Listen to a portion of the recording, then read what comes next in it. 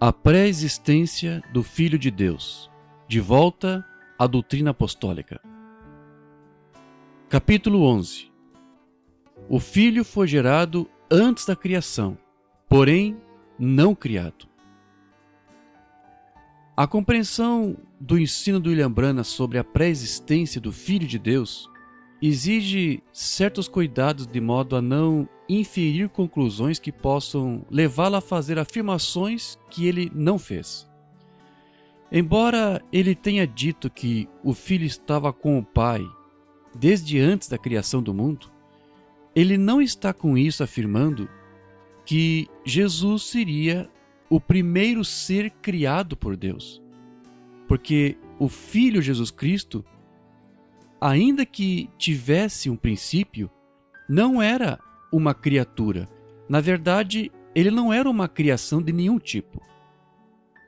Tudo que foi criado veio à existência a partir do nada e do vazio, enquanto que o Filho veio à existência a partir da própria substância de Deus.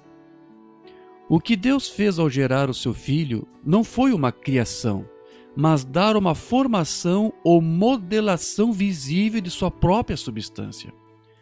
O mundo não foi feito dessa substância, prova que precisará ser renovado por ter sofrido corrupção devido ao pecado ocorrido primeiro nos céus e depois na terra.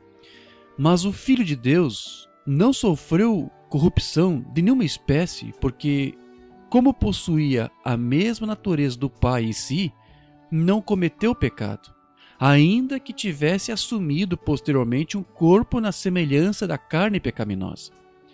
Se a criação fosse feita igualmente dessa substância de Deus, então nós teríamos o que é chamado na filosofia de monismo ou panteísmo, que ensina que a criação é Deus mesmo e que Ele está em todas as coisas criadas de forma imanente. Porém, isso não é possível. Portanto, fora a diferença de o Filho de Deus ter tido um princípio, não há mais nenhuma outra diferença entre ambos.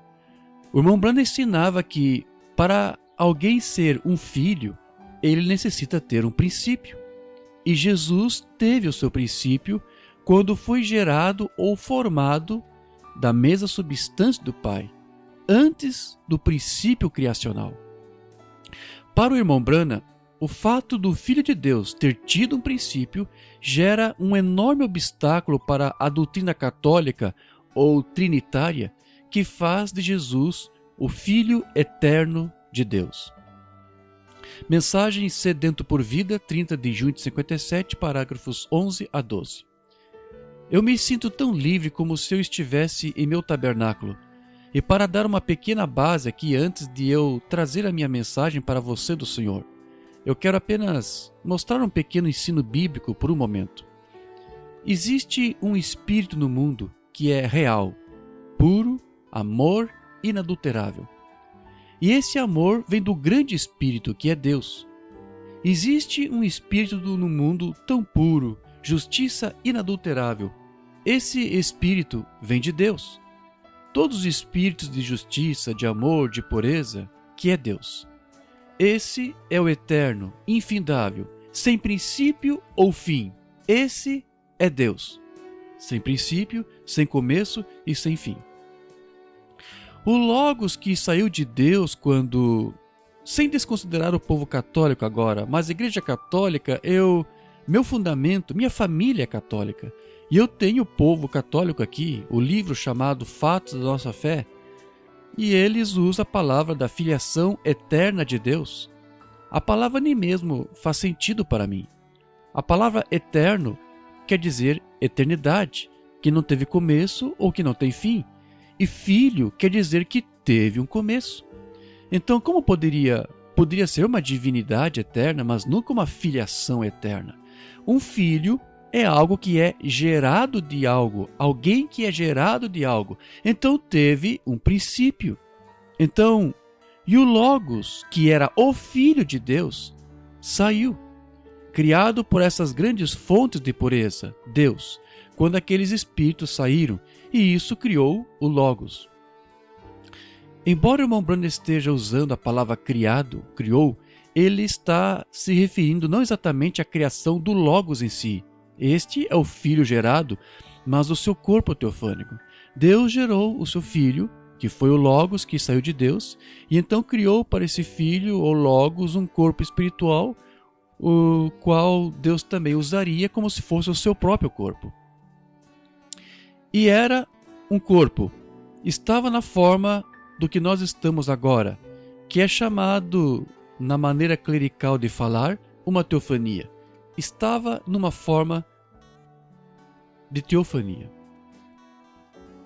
O Logos que saiu de Deus era o Filho que possuía um corpo teofânico e que era um ser real que foi gerado por Deus. Portanto, não era Deus em um ofício de filho ou somente um pensamento na mente de Deus. Deus somente fez uso desse ofício quando ele habitou em plenitude no corpo de seu Filho em carne humana, no que o irmão Branham chamava de dispensação da filiação, que somente ocorreu quando Jesus esteve em um corpo humano sobre a terra. Portanto, antes da criação, você não tinha ali uma dispensação da filiação ou Deus em um ofício de filho, mas o próprio ser do Filho de Deus pré-existente em seu corpo teofânico. Depois, esse mesmo Filho, em forma teofânica, se fez carne por meio do seu nascimento virginal. Capítulo 12. O Filho de Deus no Antigo Testamento. O argumento do qual as organizações denominacionais unicistas mais utilizam para negar a pré-existência do Filho de Deus é de que, segundo eles, o Antigo Testamento não menciona em nenhuma ocasião a existência de tal Filho, o que não é verdade. No entanto, embora possamos ver em algumas ocasiões a menção do Messias de Deus pré-encarnado no Antigo Testamento, tais ocasiões são deliberadamente raras, em virtude de que a figura do Filho de Deus não poderia ser pronunciada de forma mais evidente naqueles livros, uma vez que a existência deste Filho unigênito era um dos mistérios de Deus que deveriam permanecer oculto e que somente poderia ser mais abertamente revelado depois que o próprio Senhor Jesus Cristo tivesse vindo sobre a terra para cumprir com o plano da redenção. Somente com a vinda do Senhor Jesus é que o mistério que esteve oculto desde os tempos eternos começaria a ser desvendado. Romanos 16, verso 25. Ora, aquele que é poderoso para confirmar, segundo o meu evangelho e a pregação de Jesus Cristo, conforme a revelação do mistério que desde tempos eternos esteve oculto. Efésios 3, 9. E demonstrar a todos qual seja a dispensação do mistério que desde os séculos esteve oculto em Deus, que tudo criou por meio de Jesus Cristo. Até então estava oculto para todos o mistério de que Deus havia criado no princípio todas as coisas por meio de seu Filho, que pré-existiu com ele. Após a vinda do Filho de Deus à terra, essa foi então a ocasião em que isso já podia ser revelado. Porém, a compreensão desse mistério na sua plenitude é algo de estarrecer e indignar toda a falsa religião. Efésios 1, versículos de 8 a 9. Que Deus derramou abundantemente sobre nós em toda sabedoria e prudência, desvendando-nos o mistério da sua vontade, segundo o seu beneplácito que propusera em Cristo. O Evangelho de Jesus Cristo e o plano da redenção que Deus fez ao nos enviar o seu Filho até nós era o que Paulo chamava de sabedoria de Deus, ou seja, um conhecimento que lhes fora dado naqueles dias e que até então era um mistério oculto para toda a casa de Israel e para as nações. 1 Coríntios 1,30.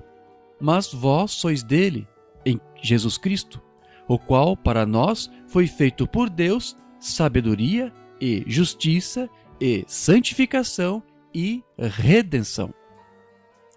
1 Coríntios 2, versículos de 7 a 9. Mas falamos a sabedoria de Deus, oculta em mistério, a qual Deus ordenou antes dos séculos para a nossa glória, a qual nenhum dos príncipes deste mundo conheceu, porque se a conhecessem, ou seja, se essa sabedoria fosse conhecida, nunca crucificariam ao Senhor da glória. Mas, como está escrito, as coisas que o olho não viu, e o ouvido não ouviu, e não subiram ao coração do homem, são as que Deus preparou para os que o amam. Sendo assim, tal conhecimento não poderia ter chegado ao entendimento e ao coração de nenhum príncipe deste mundo, a menos que lhe fosse revelado por Deus. Porém, como Paulo disse aqui, foi justamente a ignorância de tal plano por parte dos homens que resultou na crucificação do Filho de Deus, de modo que era necessário que todos fossem cegados sobre este mistério, a fim de eliminar qualquer possibilidade de risco quanto ao cumprimento das Escrituras. Sendo que Jesus foi feito por Deus sabedoria, esta mesma palavra foi usada em Provérbios para personificá-lo como alguém que esteve com o Pai desde o princípio.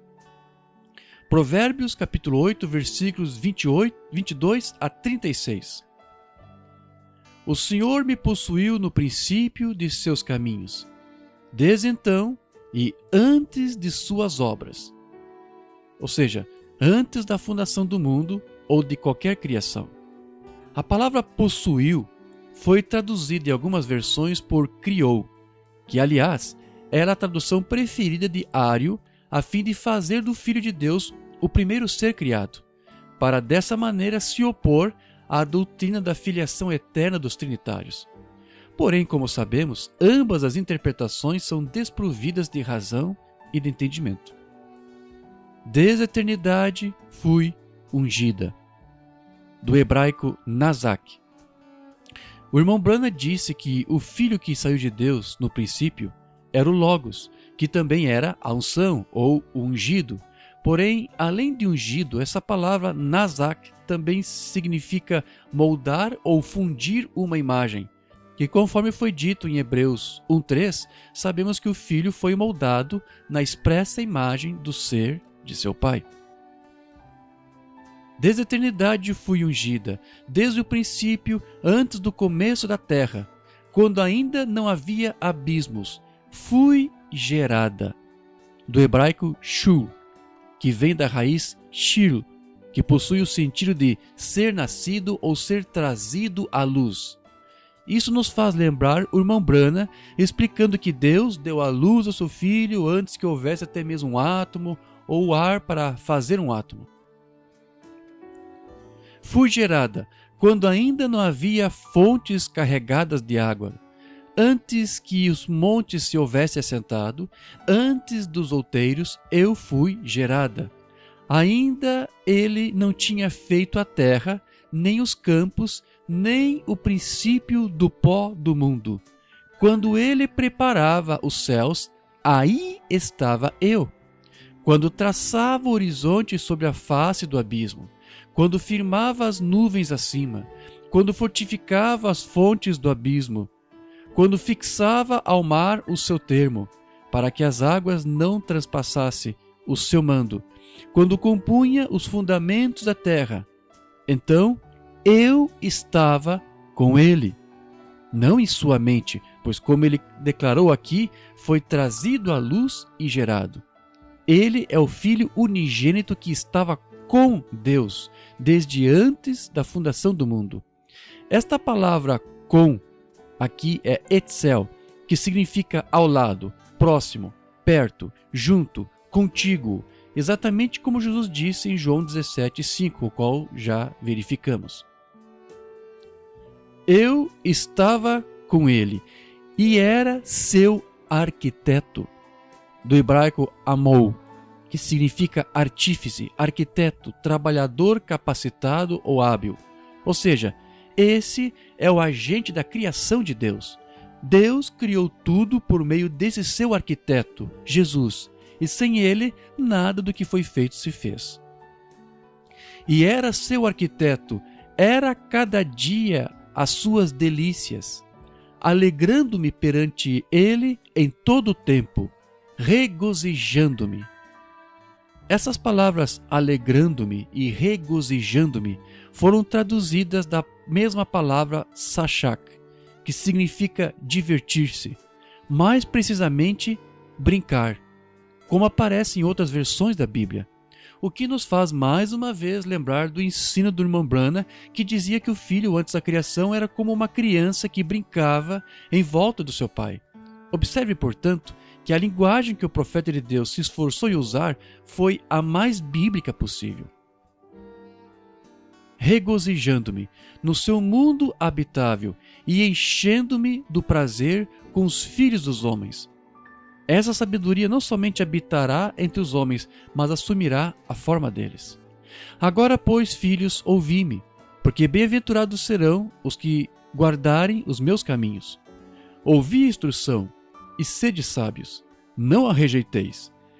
Bem-aventurado o homem que me dá ouvidos, velando as minhas portas cada dia, esperando as ombreiras da minha entrada. Porque o que me achar, achará a vida, e alcançará o favor do Senhor. Por que isso? Porque esse mesmo que é chamado por Deus de sabedoria, também é, nas palavras de Paulo, justiça e santificação e redenção. Mas o que pecar contra mim, violentará a sua própria alma. Todos os que me odeiam amam a morte. Porque lhe odiaram, eles o mataram. Portanto, o mistério dessa sabedoria deveria ser recebido por todos igualmente com sabedoria, a fim de que os mesmos pudessem também refleti-la em si próprios. Após ter dito que o Filho já existia antes de todas as coisas, e que Deus habitou nele em plenitude, Paulo ainda acrescenta, Colossenses 1, versos 26 a 28. O mistério que esteve oculto desde todos os séculos e em todas as gerações, e que agora foi manifesto aos seus santos, aos quais Deus quis fazer conhecer quais são as riquezas da glória deste mistério entre os gentios, que é Cristo em vós, esperança da glória, a quem anunciamos, admoestando a todo homem e ensinando a todo homem em toda a sabedoria, para que apresentemos todo homem perfeito em Jesus Cristo. Porém, tudo isso, como já vimos, era um mistério muito bem oculto e guardado por Deus, falado apenas no passado na forma de enigmas, mas graças a um profeta vindicado por Deus, enviado para revelar e cumprir todos os seus mistérios, hoje a noiva já possui uma revelação completa disso, ainda que falsos ungidos tentem se levantar em meio a ela para combater. Entretanto, apesar de todo esse segredo muito bem guardado, o profeta Miqueias, que foi ungido pelo Senhor para falar sobre o vindouro nascimento do Messias, deixou escapar de que, na verdade, sua origem era muito anterior àquela de onde ele futuramente viria. Miqueias capítulo 5, versículo 2. E tu, Belém Efrata, posto que pequena entre os milhares de Judá, de ti me sairá o que governará em Israel, e cujas saídas são desde os tempos antigos, desde os dias da eternidade. A palavra saídas vem do hebraico maltsá, que quer dizer lugar de saída ou origem. Como sabemos, a saída ou origem do filho aconteceu quando ele saiu do seio de seu pai. Como Jesus mesmo disse, eu saí e vim de Deus, não vim de mim mesmo, mas ele me enviou. Essas saídas definitivamente não se referem aos planos mentais de Deus, mas do surgimento e geração de um ser real. Por conseguinte, Miqueias mostra que o Filho de Deus teve um princípio ainda anterior ao seu nascimento físico, cuja origem é desde os tempos ou dias da eternidade. Essas de fato não são palavras adequadas, porque a eternidade não pode ser medida pelo tempo. Mas como nossas mentes finitas não podem apreender o infinito e a eternidade, essa linguagem serve apenas para ilustrar que o Filho teve sua origem e princípio antes de qualquer criação. Mesmo sem ter como entender ou explicar, O irmão Branham também usou expressões como depois de um tempo para fazer uma separação entre Deus até a ocasião em que ele gerou seu filho, embora tudo isso ocorresse quando ainda não poderia ter havido tempo algum. Portanto, só o que o irmão Branham fez foi usar essa mesma linguagem das Escrituras, sem se deter em uma exegese mais inteligível, a fim de tentar fazer tudo isso ter algum sentido. Entretanto, num esforço de fazer algo assim, os trinitários usaram essa escritura para provar que o Filho de Deus é tão eterno quanto seu Pai, dando origem ao falso ensino de Jesus como o Filho eterno de Deus. É fato de que todos os pensamentos de Deus são tão eternos quanto Deus, e assim são os seus atributos, mas no entendimento do irmão Branham, para que esse, cujas saídas foi desde os dias da eternidade, fosse um filho, precisaria ter um princípio. E mesmo sem ter como explicar sua geração atemporal, apenas limitou-se a afirmar que foi em algum momento antes de qualquer ato criativo, sem fazer desse filho uma criação. Desta maneira, o irmão Branham tentou criar um caminho do meio entre a doutrina trinitária, que faz de Jesus um filho eterno, e a doutrina ariana, que faz de Jesus a primeira criatura de Deus. Salmo 110, versículo 1. Disse o Senhor ao meu Senhor: assenta-te à minha mão direita, até que ponha os teus inimigos por escabelo dos teus pés.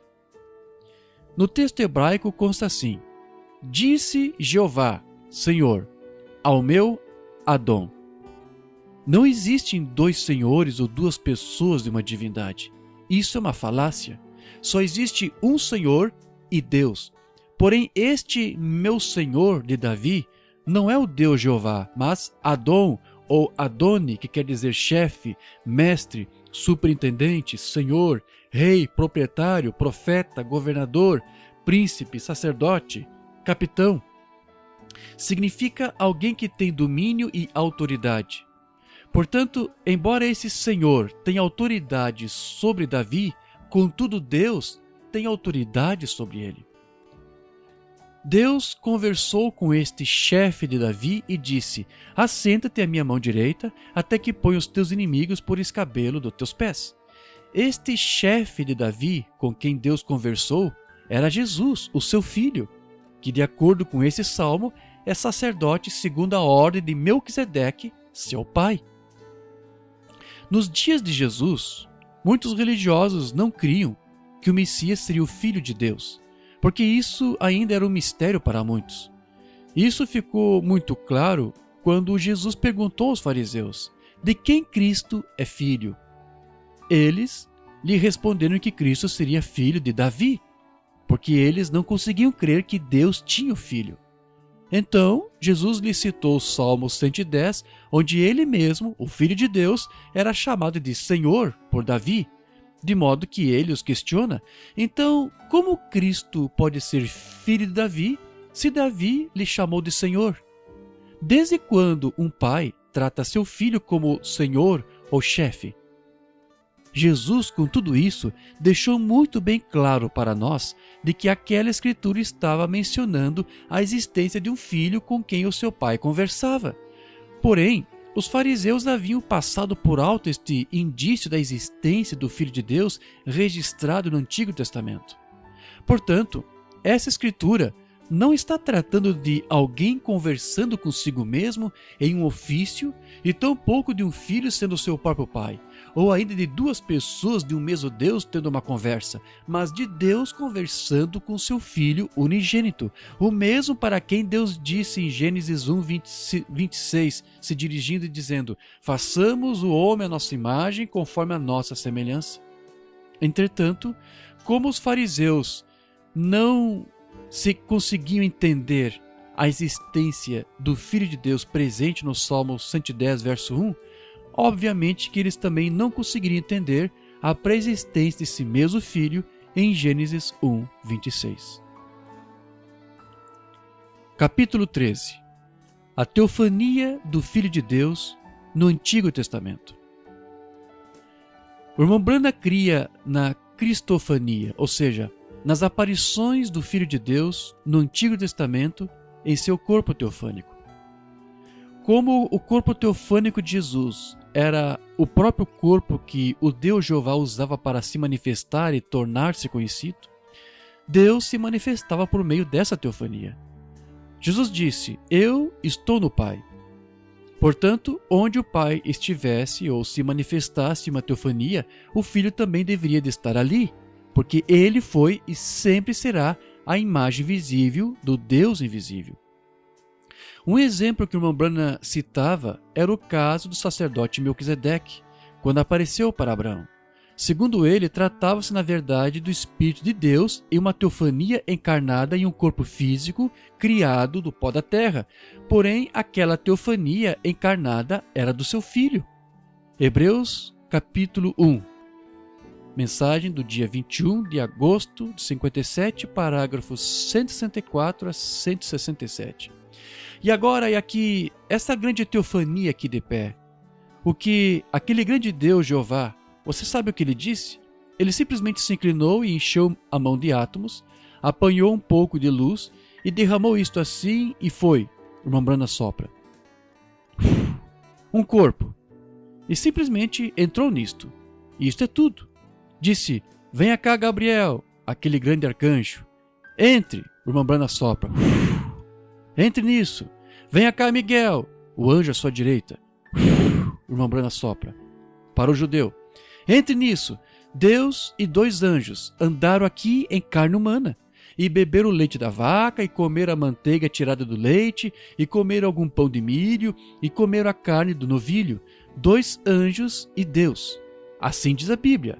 Este é Melquisedeque, que Abraão encontrou na matança dos reis. Este é o Filho de Deus. Ou seja, a teofania de Melquisedeque era o corpo-palavra de seu filho, que pré-existia antes mesmo de seu nascimento físico. O irmão Branham disse que era através do corpo teofânico do seu filho que Deus poderia se manifestar. Desde quando o seu filho saiu do seio do Pai, no princípio em uma teofania, Deus usava esse mesmo corpo sobrenatural para se expressar. Certa vez Moisés queria ver a Deus, e o que o Senhor lhe permitiu ver foi somente as costas de um homem, que na verdade era uma teofania que mostrava uma imagem potencial do seu filho pré-encarnado. Mensagem Obra-Prima, 5 de julho de 64, parágrafo 74. Moisés o viu de pé nesta rocha. Ele o viu passar. E ele disse: é as costas de um homem. Veja, o escultor estava apresentando a Moisés que era uma imagem em potencial de Cristo, o que a grande obra-prima pareceria quando ela estivesse perfeita. Ele injetou ou projetou a Moisés a visão do que a obra-prima pareceria. Eram as costas de um homem quando passou pelo deserto. Era uma imagem potencial porque não estava na mesma aparência e o corpo em que o Filho de Deus estaria depois que nascesse. Mas de qualquer maneira, o que apareceu para Moisés foi aquele mesmo Logos que saiu de Deus no princípio, o Filho de Deus. Mensagem Hebreus, capítulo 1, 21 de agosto de 57, parágrafo 160. Agora, ali de pé outra vez, Moisés o viu de costas, disse: parecia as costas de um homem, o Logos que saiu de Deus. Moisés não viu Deus, porque Deus não pode ser visto. Portanto, a única maneira de vê-lo seria através da teofania de seu filho, que atuava como o seu véu. Mensagem: o poderoso Deus desvelado perante nós, 29 de junho de 64, parágrafos 32 a 34. Ele desejou vê-lo um dia, e Deus lhe disse: vá colocar-se sobre a rocha. E enquanto encontrava-se sobre a rocha, Moisés o viu passar. Ele viu as costas dele, e disse: parecia um homem, as costas de um homem. No entanto, ele não viu a Deus, ele somente viu o véu de Deus. A Bíblia disse: Deus nunca foi visto por alguém, mas o unigênito do Pai o fez conhecer. Assim que Moisés o viu velado como homem, e vemos que o Jeová do Antigo Testamento era justamente o Jesus do Novo Testamento. Desta forma, O que Moisés viu foi o Filho unigênito de Deus pré-encarnado, antes mesmo de seu nascimento, pois é somente através do seu Filho unigênito que Deus se faz conhecer, pois Deus de fato nunca poderá ser visto. Mensagem Queríamos Ver a Jesus, 16 de maio de 57, parágrafo 15. Vós me vereis. Está melhor? Tudo bem. Vós me vereis. Agora, se Cristo tem ressuscitado dos mortos e nos é dada o convite e a escritura que ele prometeu, que nós poderíamos vê-lo e de que ele seria o mesmo ontem, hoje, eternamente, então você não desejaria vê-lo? Desejaria? Levantariam vocês suas mãos? Todos os cristãos creiam nisto? Eu creria. Com minhas mãos levantadas, eu amaria vê-lo. Bem, agora, como podemos vê-lo? A maneira em que podemos vê-lo é por suas obras. Agora, ele não tem que entrar em um corpo físico ainda entre nós. Ele está aqui num corpo espiritual, você crê nisso? Um corpo espiritual chamado o Espírito Santo. Ele está na forma do Espírito Santo. No princípio, Deus era um Espírito, e toda fonte de bondade, misericórdia e poder, e todas as coisas boas do amor, Deus era o centro daquela fonte. E então o Logos, que saiu de Deus no princípio, se tornou o que chamaríamos de uma teofania. Este é o Filho de Deus. Ou um corpo sobrenatural. Deus não é simplesmente como o ar, porém ele está em um corpo. Moisés o viu passar e disse que se parecia como as costas de um homem, e assim por diante. Mensagem Hebreus capítulo 6, número 3, 15 de setembro de 57, parágrafo 628 a 632. Aquele grande diamante que foi cortado para refletir estas cores, Deus foi feito carne e habitou no nosso meio, para que ele pudesse refletir a sua bondade e misericórdia no nosso meio através dos dons e sinais e maravilhas. Todo aquele grande arco-íris se tornou uma teofania feito na imagem como homem. Todavia, ele não era um homem. Ele não possuía carne ainda. Ele era uma teofania. Moisés disse: eu gostaria de vê-lo. Deus escondeu na rocha, e quando ele passou, virou suas costas. Moisés disse: parecia as costas de um homem. Então o que aconteceu? Certo dia, lá embaixo, quando Abraão estava sentado em sua tenda, chegaremos nisso esta noite. Quando Abraão estava sentado em sua tenda, Deus veio até ele em um corpo de carne. Porém, esse corpo de carne era muito diferente do nosso pelo fato de que ele foi feito apenas criado e não nascido, portanto não podia morrer. Você diz, irmão Branham, nós o encontraremos aqui encontrando-se com Abraão antes disso, na ordem de Melquisedeque, um corpo de carne, que era Deus. Claro que era. Ele era Deus em carne. Portanto, foi exatamente isso que Abraão viu ao contemplar Deus na forma de Melquisedeque.